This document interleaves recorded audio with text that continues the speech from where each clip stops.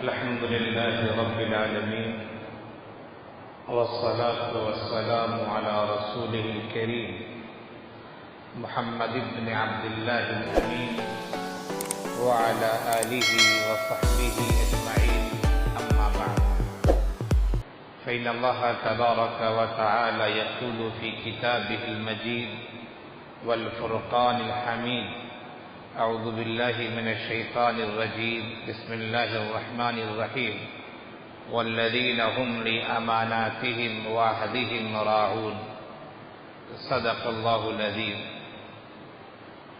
میرے عزیز طلباء، نوجوان دوستوں اور ساتھیوں اور میرے دینی بھائیوں، اللہ تعالیٰ نے قرآن کریم کو دستور حیات بنا کر بھیجا ہے۔ انسان کس طرح زندگی گزارے تو وہ اللہ کا برگزیدہ بندہ اور مخصوص بندہ بن جائے گا، اور کس طرح وہ زندگی گزارے تو اللہ کی رحمت سے وہ دور ہو جائے گا اور راندہ درگاہ ہو جائے گا۔ قرآن کریم نے اہل اللہ کے راستے کو بھی بیان کیا ہے اور غیر اللہ یعنی اللہ کے دشمنوں کے بھی راستے کو بیان کیا ہے۔ قرآن کریم نے جنت کا بھی تذکرہ کیا ہے، اسی طرح قرآن نے جہنم کا بھی تذکرہ کیا ہے۔ جنت میں کون جائیں گے، اہل جنت کون ہوں گے، جہنم میں کون جائے گا، اہل جہنم کون ہوں گے، اس کا بھی قرآن کریم نے تذکرہ کیا ہے۔ قرآن کریم میں بہت ساری معلومات عطا کی گئی ہیں، اور یہ کہا جائے کہ قرآن علم کا سمندر ہے، اس لیے کہ قرآن یہ اللہ تعالیٰ کا وصف ہے، یہ اللہ کا کلام ہے، اور اللہ کے علم کی کوئی انتہا نہیں ہے۔ مخلوق کا علم محدود ہوا کرتا ہے، لیکن اللہ کا علم جو ہے لا محدود ہے، غیر محدود ہے۔ قرآن کریم یہ اللہ کا علم ہے، اللہ کے اوصاف ہے، لہذا قرآن علم کا سمندر ہے، ایسا سمندر جس کی کوئی گہرائی کا اندازہ نہیں لگایا جا سکتا، اس کے علم کی دوری کا اندازہ نہیں لگایا جا سکتا۔ اس قرآن کریم نے ایک دو نہیں سینکڑوں باتیں بیان کی ہیں۔ انہی باتوں میں سے ایک بات قرآن کریم نے 18ویں پارے میں سورۃ المؤمنون میں 8ویں آیت میں پہلی آیت ہی سے اہل ایمان کے اوصاف بیان کیے گئے ہیں۔ قد افلح المؤمنون کہ مومن حضرات اہل ایمان کامیاب ہو چکے ہیں۔ کون ہے کامل ایمان والا؟ کون ہے پختہ ایمان والا؟ کون ہے جس کے بارے میں اللہ تعالیٰ کامیابی کی بات کہہ رہے ہیں؟ ایمان میں بھی درجات ہوتے ہیں، آخر کامل الایمان کون لوگ ہیں؟ یہ سورۃ المؤمنون میں اوصاف بیان کیے گئے ہیں، اور 8ویں آیت میں ایک صفت بیان کی گئی ہے، اور وہ صفت یہ ہے: والذین هم لاماناتهم وعہدهم راعون۔ بلکہ دو صفتیں بھی کہی جا سکتی ہیں، وہ لوگ جو اپنی امانتوں کا، اپنے عہد کا، اپنے معاہدے کا پاس و لحاظ رکھنے والے ہیں اور اس کو ادا کرنے والے ہیں۔ والذین هم لاماناتهم وعہدهم راعون، اہل ایمان کے جو متعدد اوصاف اس سورج کی ابتدا میں بیان کیے گئے، ان متعدد اوصاف میں سے ایک صفت یہ بھی ہے کہ ایک کامل مومن امانت دار ہوگا۔ اسی طرح ایک کامل مومن جو وہ عقد کرتا ہے، جو معاہدے کرتا ہے، خواہ وہ معاہدے دشمنوں سے ہوں یا دوستوں سے ہو، خواہ وہ معاہدے اپنے گھر میں ہوں یا گھر کے باہر ہوں، خواہ وہ معاہدے انفرادی طور پر ہوں یا اجتماعی طور پر بھی ہوں، جیسے بھی معاہدے ہوں، ان معاہدوں کی، ان عہد کی وہ رعایت کرنے والا ہے۔ یہ اہل ایمان کے جہاں متعدد اوصاف سورۃ المؤمنون کی ابتدا میں بیان کیے گئے ہیں، انہی اوصاف میں سے یہ صفت بھی ہے جو 8ویں آیت میں بیان کی گئی ہے۔ امانت ہے کیا؟ قرآن کریم نے جو کہا والذین هم لأماناتهم وعہدہم راعون، کامل مومن جو کامیاب و کامران ہونے والے ہیں اور اللہ کے جو معززین میں ہوں گے، آخر وہ کون ہیں؟ فرمایا کہ ان کے اوصاف میں سے ایک وصف یہ بھی ہے وہ امانت دار ہوں گے، وہ اپنی زبان سے کیے ہوئے عہد و معاہدے کو پورا کرنے والے ہوں گے۔ یہ امانت داری ہے کیا؟ یہ معاہدے ہیں کیا؟ اسے بھی ہمیں سمجھنا چاہیے۔ عام طور سے ہم نے اور آپ نے امانت کے مفہوم کو انتہائی مختصر کر دیا ہے، اور ہم نے یہ سمجھا کہ امانت یہ ہے کہ ہمارے پاس کوئی آدمی کچھ چیز رکھتا ہے، کچھ پیسے رکھتا ہے، کوئی سامان رکھتا ہے، کوئی چیز رکھتا ہے، تو ہم اس کی حفاظت کریں، ہم اس میں خرد برد نہ کریں، ہم اسے تہس نہس ہونے سے بچائے رکھیں، یہ امانت ہے۔ اسی لیے امانت میں ضمانت نہیں ہوا کرتی ہے۔ آپ نے زید نام کے کسی آدمی کے پاس آپ نے اپنی کچھ چیزیں امانت کے طور پر رکھی ہیں کہ زید یہ لو میرے 2000 روپے ہیں، آپ اسے خرچ نہ کرنا۔ زید یہ ہماری بائک ہے، یہ ہماری گاڑی ہے، زید یہ ہماری کتاب ہے، ہماری یہ کاپی ہے، آپ اس کو رکھو، آپ اسے استعمال نہ کرنا اور نہ کسی کو دینا۔ زید نے کہا ٹھیک ہے، مجھے منظور ہے، اور اس نے اس چیز کو امانت کے طور پر رکھا، اس کی وہ حفاظت کر رہا ہے، لیکن وہ چیز غائب ہو گئی، گھر میں آگ لگی، وہ چیز جل گئی، کسی نے حملہ کیا، اس چیز کو چرا لیا، غصب کر لیا، تو پھر امانت میں ضمانت نہیں ہوا کرتی ہے، آپ پھر اس سے لے نہیں سکتے، اس لیے کہ وہ چیز ختم ہو گئی، وہ ضامن نہیں ہے وہ۔ تو امانت کا یہ مفہوم جو ہمارے سماج میں عام ہے کہ ہمارے پاس کوئی آدمی کوئی چیز رکھتا ہے یا ہم کوئی چیز کسی کے پاس رکھیں تو وہ اس کی حفاظت کرے، اس کو برباد ہونے سے، خرد کرنے سے اسے محفوظ رکھے، وہ یہ امانت ہے، اور واقعی میں یہ امانت ہے، اس میں کوئی شک نہیں ہے۔ لیکن امانت کا مفہوم اس سے زیادہ وسیع ہے۔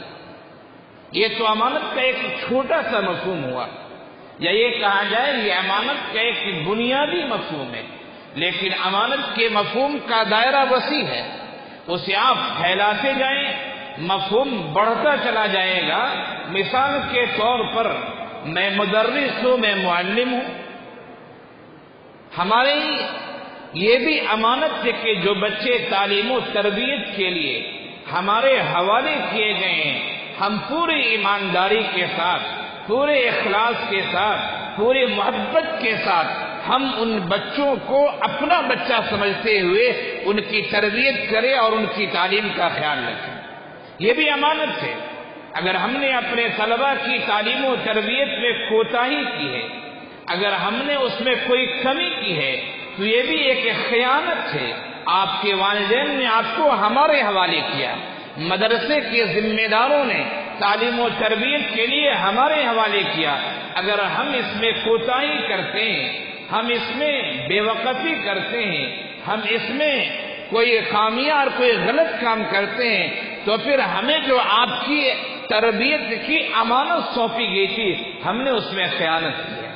آپ طالب علم ہیں، طالبان علوم نبوت ہیں، مدرسے کی بہت ساری چیزیں آپ کے حوالے کی گئی ہیں، مدرسے نے آپ کو رہنے کے لیے تخت دیا، بہت سارے طلبہ کو مدرسے میں بستر دیا، آپ کو رہنے کے لیے کمرے دیے، اس کمرے میں کھڑکیاں بھی ہیں، دروازے بھی ہیں، لائٹ بھی ہیں، آپ کو مدرسے میں پڑھنے کے لیے کتابیں دی ہیں، آپ کے پڑھنے کے لیے درسگاہ کا انتظام کیا ہے، آپ کے لیے ڈیسک، ٹیبل اور میز کا انتظام کیا ہے۔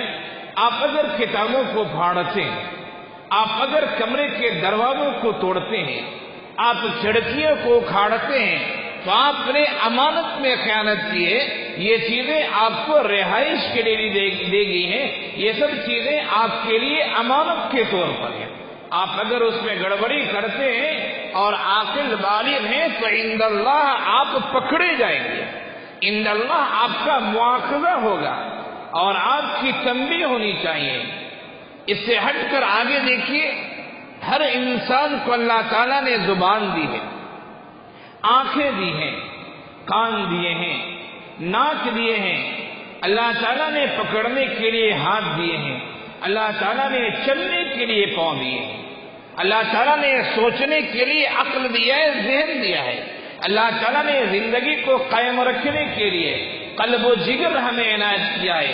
یہ جو اعضاء ہیں، یہ اعضاء بھی اللہ کی جانب سے امانت ہے، اسی لیے ہمارے لیے جائز نہیں ہے کہ ہم اپنے ہاتھ کو کاٹ دیں، اپنی جان کو ہلاک کر دیں، اپنی آنکھ کو پھوڑ دیں، یہ ہمارے لیے کسی طرح بھی جائز نہیں ہے۔ اگر ہم نے اپنے ہاتھ کو جان بوجھ کر توڑ دیا ہے تو ہاتھ کو اللہ نے امانت دی تھی، اس امانت میں ہم نے خیانت کی ہے۔ ہم نے جان بوجھ کر اپنی آنکھ کو پھوڑ دیا ہے، ہم نے جان بوجھ کر اپنے پاؤں کو توڑ دیا ہے، تو ہم نے اللہ کے دیے ہوئے امانت میں ہم نے خیانت کی ہے۔ ہاں، بیماری آ جاتی ہے، پریشانی آ جاتی ہے، ڈاکٹر یہ کہتا ہے کہ اس عضو کو کاٹ دینے ہی میں خیر ہے، وہ ایک الگ بات ہے، وہ کام اصلاح کے لیے کیا جا رہا ہے۔ تو اللہ تعالیٰ نے جو یہ چیزیں دی، یہ چیزیں امانت ہے۔ اللہ تعالیٰ نے ہمیں ہاتھ دیا ہے، اس وجہ سے اللہ نے ہاتھ نہیں دیا ہے کہ ہم ظالموں کا تعاون کریں، ہم گناہ کے کام کریں، ہم دشمنوں کا ساتھ دیں، نہیں، اللہ نے ہمیں ہاتھ اس وجہ سے دیا ہے کہ ہم اپنے دست و بازو سے مظلوموں کا تعاون کریں، ہم اپنے ان دست و بازو سے ظالموں کی کلائیوں کو مروڑ دیں، ہم اپنے ان دست و بازو سے غریب غربا اور مساکین کا تعاون کریں، ہم اپنے اس دست و بازو سے جو لوگ پریشان حال ہیں ان کی پریشانی کو دور کریں، ہم اپنے ان دست و بازو سے خیر کا کام کریں، دینی اہمیت، دینی غیرت کا کام کریں، انسانیت کی بڑھوتری کا کام کریں، انسانیت کو تقویت پہنچانے کا کام کریں۔ اللہ تعالیٰ نے یہ دست و بازو اس لیے دیے ہیں کہ ہمارے ہاتھ میں اگر ہتھیار بھی اٹھے، ہمارے ہاتھ میں اگر قلم بھی آئے، ہمارے ہاتھ میں کوئی چیز بھی آئے، اس کا استعمال صحیح جگہ پر ہونی چاہیے، صحیح کام کے لیے ہونا چاہیے، ظالموں کے لیے نہیں بلکہ مظلوموں کے تعاون کے لیے ہونا چاہیے، یا ظالموں کے ظلم کو روکنے کے لیے ہونا چاہیے۔ اللہ تعالیٰ نے ہمیں پاؤں دیے، یہ پاؤں بھی امانت ہے۔ اللہ تعالیٰ نے ہمیں پاؤں دیا، ہم اس پاؤں سے خیر کی طرف چلیں، ہم اس پاؤں سے مظلوموں کے تعاون کے لیے بڑھیں، ہم اس پاؤں کو اللہ تعالیٰ کی مسجد کی طرف، اللہ کے دین کی دعوت کے لیے، دین کی نشر و اشاعت کے لیے ہم اس پاؤں کو استعمال کریں۔ یہ ہمارے پاؤں غلط راستے پر نہ جائیں، یہ ہمارے پاؤں سینما ہالوں کی طرف اور پھر الٹے سیدھے کاموں کی طرف نہ جائیں، یہ ہمارے پاؤں ظلم کا سبب نہ بنے، یہ ہمارے پاؤں اگر اٹھیں تو اللہ کے راستے کی سربلندی کے لیے اٹھے، ظالموں کی کلائیوں کو موڑنے کے لیے اٹھے، ظلم کے خاتمے کے لیے اٹھیں، مظلوموں کے تعاون کے لیے اٹھیں، اور اس کے علاوہ ہمارے یہ پاؤں غلط راستے میں نہ اٹھیں۔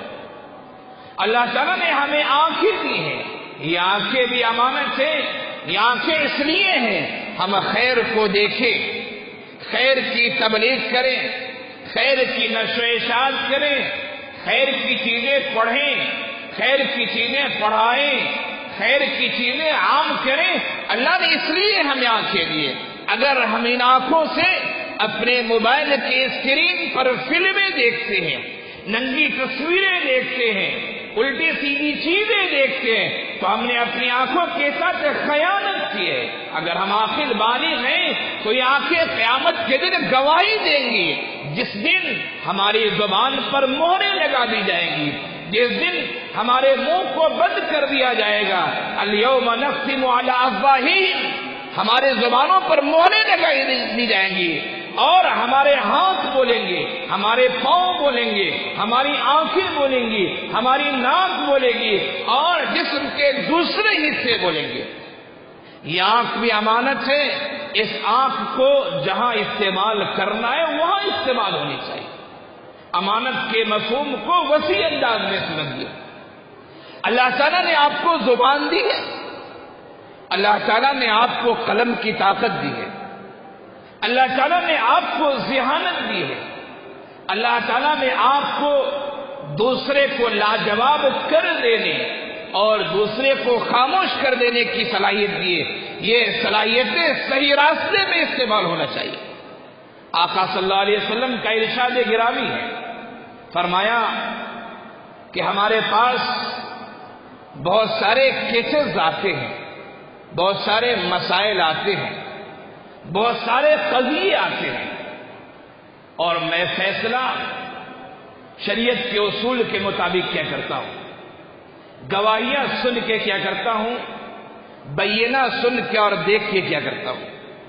آقا نے فرمایا ہو سکتا ہے میرے پاس کچھ ایسے مسائل آئیں، کچھ ایسے فریقین آئیں جو غلط، اس فریقین میں سے کوئی فریق غلطی پر ہے، لیکن اس نے اپنی چرب زبانی سے، اپنے بولنے کی طاقت سے اس نے اپنے دلائل کو ثابت کر دیا ہے اور پختہ دلائل بیان کر دیا ہے۔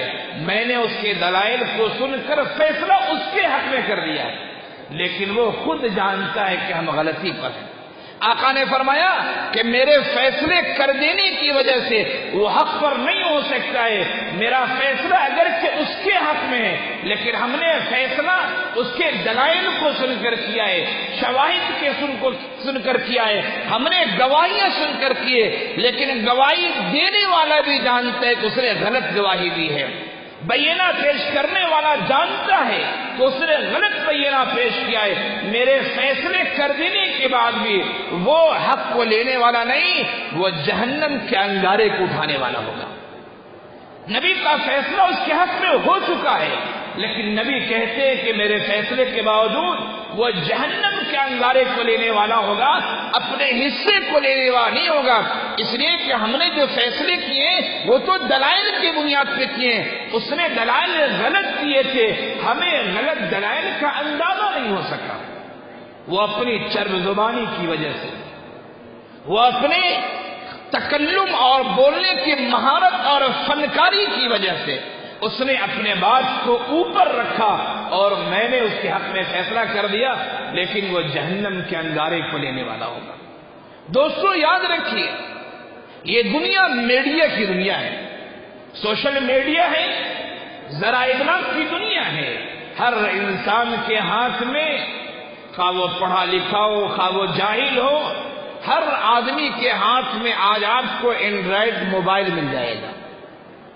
اس موبائل میں فیس بک بھی ہے، اس موبائل میں واٹس ایپ بھی ہے، اس موبائل میں ٹویٹر بھی ہے، اس موبائل میں ٹیلی گرام اور انسٹاگرام بھی ہے، نہ جانے کتنی ایسی چیزیں ہیں جو ذرائع ابلاغ کے طور پر استعمال کی جاتی ہیں۔ میں یہ کہہ رہا تھا کہ اللہ نے اگر ہمیں قلم کی طاقت دی ہے، زبان کی طاقت دی ہے، تحریر و تقریر کی طاقت دی ہے، تو یہ امانت ہے، اسے غلط راستے پر استعمال نہیں ہونا چاہیے۔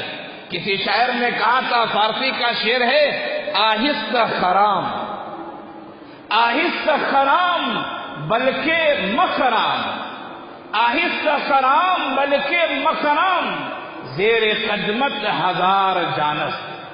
آہستہ چلو، آہستہ چلو، اگر ہو سکے تو نہ چلو، آہستہ چلو، اگر ہو سکے تو نہ چلو، اس لیے کہ تیرے قدم کے نیچے ہزار جانیں ہیں، نہ جانے زمین کے کس حصے پر لاش پڑی ہوئی ہے، زمین کے کس حصے پر انسانوں کی قبریں ہیں، ہمیں معلوم نہیں۔ آہستہ خرام بلکہ مخرام، زیر قدمت ہزار جانس، نہ چلو آہستہ چلو بلکہ نہ چلو تو بہتر ہے، اس لیے کہ تیرے قدم کے نیچے ہزار جانیں ہیں۔ میں نے ایک مضمون بہت پہلے لکھا تھا اور اس میں نے اس شعر کو تھوڑا بدل کے لکھا تھا. میں نے کہا تھا کہ آہستہ خرام بلکہ مخرام زیر قلمت ہزار جانست. ہو سکے تو آہستہ چلو اور ہو سکے تو نہ چلو. کیوں؟ اس لیے کہ تیرے قلم کے نیچے ہزار جانے. ہم نے صحافیوں سے اہل قلم پر ایک مضمون لکھا تھا، ان سے کچھ گزارشات کی تھی. آج سے 7-8 سال پہلے کی بات ہے. مختلف پرچوں میں، مختلف اخبارات میں وہ مضمون شائع ہوا تھا. اس میں نے یہ لکھا تھا زیر قلمت ہزار جانس، تیرے ایک قلم کے نیچے ہزار جانے. آج صورتحال میڈیا کی ہے. لوگ اپنے قلم کو امانت نہیں سمجھتے، حالانکہ یہ قلم امانت ہے، یہ زبان امانت ہے، یہ تقریر اور تحریر امانت ہے. آج اگر ہم آپ کے سامنے خطاب کر رہے ہیں، اگر ہم نے آپ کی غلط رہنمائی کی، آپ اسے سمجھیں نہ سمجھیں، آپ کو ساتھ سمجھ کے نظر انداز کر دیں، لیکن وہ خالق کون و مکان جس کے علم میں کائنات کا ذرہ ذرہ ہے، اگر ہم نے اپنے غلط بیانی سے توبہ نہیں کی تو وہ خالق کون و مکان میدان حشر ہی میں نہیں بلکہ عالم برزخ میں ہماری گرفت فرمائے گا کہ تیرے اندر خطابت کی جولانی تھی، تیرے اندر خطابت کا جوش و ولولہ تھا، تیرے اندر تقریر کی صلاحیت اور امنگ تھی، آخر اس نے اس صلاحیت کو غلط کیوں استعمال کیا؟ یہ قلم بھی امانت ہے، یہ زبان بھی امانت ہے، یہ تحریر و تقریر بھی امانت ہے. آپ اگر مدرس ہیں تو آپ کی صلاحیت بھی امانت ہے. اگر آپ دارالعفتہ کے مفتی ہیں تو آپ وہاں بھی امانت ہے. آپ اگر دارالقضاء کے قاضی ہیں آپ وہاں بھی امین ہیں. امانت کا پاس و لحاظ کرنا چاہیے. آج کے میڈیا نے لوگوں کو جہنم میں دھکیل دیا ہے. میڈیا کے فوائد ہیں، اپنی جگہ پر ہیں، اس کے فوائد کا انکار نہیں کیا جا سکتا، لیکن آج کل فوائد سے زیادہ نقصان ہو رہا ہے. قرآن کریم نے کہا ہے کہ شراب کے فوائد ہیں، اس کا انکار نہیں، لیکن شراب کے فوائد سے زیادہ نقصان زیادہ ہے. نقصان کو دیکھتے ہوئے شریعت نے شراب کو حرام قرار دیا ہے. نقصان زیادہ ہے، فائدے کم ہیں. بہت افسوس کے ساتھ کہنا پڑتا ہے آج کل خاص طور سے واٹس ایپ فیس بک پر ایک چیز بہت گردش کر رہی ہے اور وہ ہے دارالعلوم ندوۃ العلماء کے اندرونی کچھ مسائل ہیں. حضرت مولانا سید سلمان حسنی ندوی دامت برکاتہم، ان کے ساتھ کچھ اساتذہ کچھ بچے ہیں اور انتظامیہ نے کچھ فیصلہ کیا. خیر اندرونی کچھ مسائل ہیں اور حقیقت یہ ہے فیصلہ انتظامیہ کا وہ اپنی جگہ پہ، لیکن حقیقت یہ ہے کہ اس فیصلے کو لے کر اگرچہ کچھ طلبہ اپنے دونوں طرف اساتذہ کے ساتھ ہیں، لیکن نہ کوئی پتھراؤ ہوا ہے، نہ کوئی گالی گلوج ہوئی ہے، نہ کہیں کوئی بے عزتی اور بے حرمتی کی گئی ہے. اس لیے کہ خود ہمارے ساتھی حضرات کچھ وہاں مدرس ہیں، ہم نے رب یہ کہا کہ ہنگامے کی صورت تو ہے لیکن کہیں کوئی چیز نہیں. لیکن میڈیا پر چلے جائیے، اس نے فتنے کو اتنا بڑھایا ہے جس کو کہتے ہیں کہ رائی کو پہاڑ بنا دینا، تلسی کو کوڑا بنا دینا، اور جسے کہا جاتا ہے کہ کھودا پہاڑ نکلی چڑیا. حقیقت ہے لیکن وہ نہیں ہے جسے لوگ بیان کر رہے. ابھی کچھ دن پہلے مسلم پرسنل بورڈ کے متعلق بھی بہت ہنگامہ تھا. جمعیت علماء ہند کی طرف سے اخبارات میں یہ خبریں آتی تھی کہ بابری مسجد کا کیس ہم لڑ رہے ہیں. خوشی کی بات ہے، لڑنا چاہیے، امت کا پیسہ ہے، امت کے علماء ہیں، دانشور ہیں، فکر مند ہیں. لیکن کچھ لوگوں نے مضامین لکھے کہ جمعیت علماء جو کیس لڑ رہی ہے وہ 7 کیسز ہیں، ایک جمعیت لڑ رہی ہے اور 7 کیسز مسلم پرسنل لا بورڈ والے لڑ رہے ہیں بابری مسجد کے متعلق. پھر اس پر بیان بازی شروع ہوئی. جمعیت کی طرف سے کچھ لوگوں نے، ذمہ داروں نے نہیں لیکن جو حالی موالی ہوتے ہیں جن کو اگر کچھ تلخ لفظ میں کہا جائے تو یہ کہا جائے کہ جو چمچے اور چٹے بٹے ہوتے ہیں. یہ لفظ تھوڑا بھاری ہے، تھوڑا ہارڈ لفظ ہے، لیکن حقیقت یہ ہے گڑبڑی وہی کرتے ہیں عموماً جو چمچے ہوا کرتے ہیں. جو چٹے بٹے ہوا کرتے ہیں وہ یہ سوچتے ہیں کہ ان کی وجہ سے ہماری دکان چل رہی ہے، اگر مسئلہ حل ہو گیا تب تو ہماری دکان ہی بن جائے گی، یہ ان کی فکر ہے، یہ ان کی چاہت ہے۔ دوستو، چاہے وہ فیس بک ہو، چاہے ٹیلی گرام ہو، چاہے واٹس ایپ ہو، چاہے اخبار کا مضمون ہو، چاہے اخبار کا مراسلہ ہو، ہمیں کچھ تحریر کرنے سے پہلے یہ بات ذہن میں رکھنا چاہیے کہ ہم صحیح لکھ رہے یا غلط لکھ رہے ہیں، ہم چیزوں کو، فتنے کو بڑھاوا دے رہے ہیں یا فتنے کو ختم کر رہے ہیں۔ کیوں؟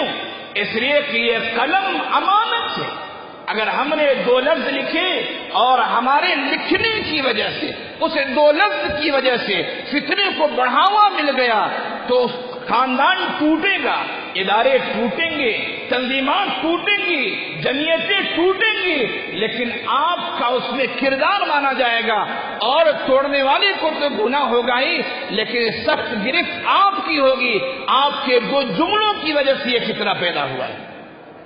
قرآن کریم نے اسی لیے کہا، یا ایھا الذین آمنوا ان جاءکم فاسق بنبأ فتبینوا، اگر تمہارے پاس کوئی آدمی خبر لے کر آئے، وہ آدمی عادل ہے تم نہیں جانتے ہو، وہ آدمی کیسا تم نہیں جانتے ہو، بغیر تحقیق کے خبر آگے نہ بڑھاؤ۔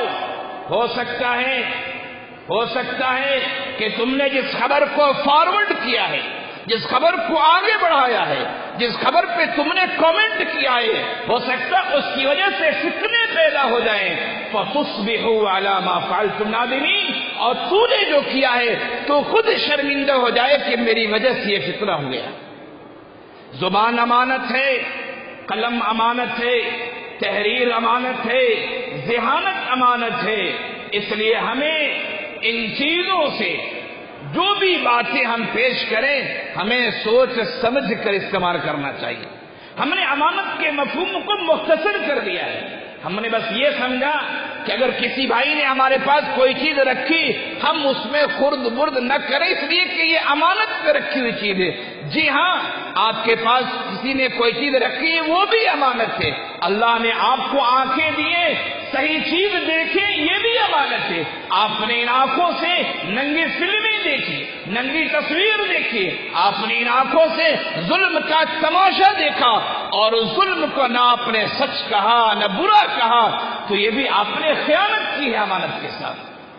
امانت کے وسیع مفہوم کو سمجھیے اور ہمیشہ اس بات کی کوشش رکھیے ہمیشہ کہ ہماری زبان و قلم سے، ہمارے ہاتھ پاؤں سے، ہماری تحریر و تقریر سے کوئی ایسا جملہ، کوئی ایسی چیز نہ نکلے جس کی وجہ سے فتنے پھیل جائیں۔ ایک بات کہہ کر اپنی بات ختم کرتا ہوں، غالباً حضرت علی رضی اللہ عنہ سے لوگوں نے پوچھا تھا یا حضرت عثمان غنی رضی اللہ عنہ سے کہ حضرت ابو بکر صدیق رضی اللہ عنہ کا زمانہ بہت امن و سکون کا گزرا ہے، حضرت عمر فاروق رضی اللہ عنہ کے زمانے میں بھی بہت امن و سکون تھا، لیکن جیسے ہی حضرت عثمان غنی رضی اللہ عنہ کا زمانہ شروع ہوا فتنوں نے جنم لینا شروع کیے، اور وہ مسجد نبوی، وہ مدینہ جہاں حضرت عثمان غنی رضی اللہ عنہ نے اپنے پیسے سے کنویں خرید کر مدینے والے کو پانی فراہم کیا تھا، اسی مدینے میں، اسی شہر میں حضرت عثمان غنی رضی اللہ عنہ پر پانی بند کر دیا گیا، جس نے لاکھوں آدمی کو پانی پلایا اور جس نے لاکھوں کے لیے کنویں وقف کیے، اسی شخص واحد پر مدینے کا پانی بند کر دیا گیا۔ بہت مسائل ہوئے اور پھر حضرت عثمان غنی رضی اللہ عنہ کو شہید کیا گیا۔ پوچھنے والے نے پوچھا فتنے حضرت عثمان غنی کے زمانے میں ہوئے، فتنے حضرت علی کے زمانے میں ہوئے، آخر کیا بات ہے؟ جواب سننے کا ہے۔ جواب دیا گیا کہ حضرت ابو بکر اور حضرت عمر کا جو زمانہ تھا ان کو مشورے دینے والے ہم جیسے لوگ تھے، عثمان غنی مشورے دیا کرتے تھے، حضرت علی مشورہ دیا کرتے تھے، ان کا زمانہ سنہرا تھا کہ ان کو مشورے ہم دیا کرتے تھے کیسے نظام چلے، ہمارا زمانہ فتنے والا ہے اس لیے کہ ہمیں مشورے تم لوگ دیا کرتے تھے، تم لوگوں کے ذہن میں فتنیت ہے، تم لوگ مسلمانوں کو لڑانا چاہتے ہو، تم لوگ اسلامی حکومت کو تار تار کرنا چاہتے ہو، تم شیعت اور سنیت پیدا کرنا چاہتے ہو، فتنے اس وجہ سے ہو رہے ہیں۔ اس سے معلوم یہ ہوا کہ ذمہ داران سے اگر غلط حرکتیں ہوتی ہیں یا غلط فیصلے ہوتے ہیں تو اس میں بڑا کردار ان کے مصاحبوں کا ہوا کرتا ہے، مشورے دینے والوں کا ہوا کرتا ہے، بڑا کردار ان افراد کا ہوا کرتا ہے جو ان لوگوں کے پیچھے پیچھے رہتے ہیں یا تو ان کی حمایت میں یا اپنے مفادات میں۔ دوستو یاد رکھیں، امانت کا مفہوم بہت وسیع ہے، بہت وسیع ہے۔ ہم مدرس ہیں، اپنے تدریسی فریضے کو امانت سمجھیں، اچھی طرح نبھائیں۔ آپ طالب علم میں اپنے کام کو، جس لیے مدرسہ آپ کو کھانا پینا وغیرہ دے رہا ہے، سہولیات فراہم کر رہا ہے، آپ اپنے ان کاموں کو امانت سمجھیے، اچھی طرح نبھائیے۔ صاحب قلم ہیں، قلم کو امانت سمجھیے۔ صاحب تقریر ہیں، اپنے تقریر و خطابت کو امانت سمجھیے۔ صاحب مضامین ہیں، مقالات ہیں، اپنی صحافت کو، اپنی تصنیف و تعلیف کو امانت سمجھیے۔ آپ کسی مجلس کے شورا کے رکن ہیں، آپ اپنے مشورے کو امانت سمجھیے۔ آپ گھر کے ذمہ دار ہیں، اپنے ماتحتوں کی زندگی کو امانت سمجھیے۔ آپ بڑے ملک کے، بڑے ادارے کے اور بڑی جگہ کے آپ ذمہ دار ہیں، آپ اپنے ماتحتوں اور آپ کی ذمہ داری میں جو کام دیے گئے ان کاموں کو امانت سمجھیں، اور یہ سمجھیں کہ اللہ ہم سے پوچھے گا، اللہ ہم سے پوچھے گا، اللہ ہم سے حساب و کتاب لے گا۔ جب ہمارے ذہن میں یہ بات رہے گی تو کسی فیس بک اور کسی واٹس ایپ پر اگر ہم کامنٹ کریں گے، کامنٹ کرنے سے پہلے ہم سوچیں گے کیا لکھ رہے ہیں۔ کسی خبر پہ رائے دیں گے، ہم پہلے سوچیں گے یہ خبر صحیح ہے یا غلط ہے۔ اللہ تعالی ہم سب کو امانت کے وسیع مفہوم کو سمجھنے کی توفیق عنایت فرمائے، امت کے اندر اتحاد و اتفاق کا ہمیں ذریعہ بنائے اور انتشار و افتراق سے ہم سب کو دور رکھے۔ اللہ ہم سب کو کہنے سننے سے زیادہ عمل کی توفیق عنایت فرمائے۔ وآخر دعوانا ان الحمد للہ رب العالمین۔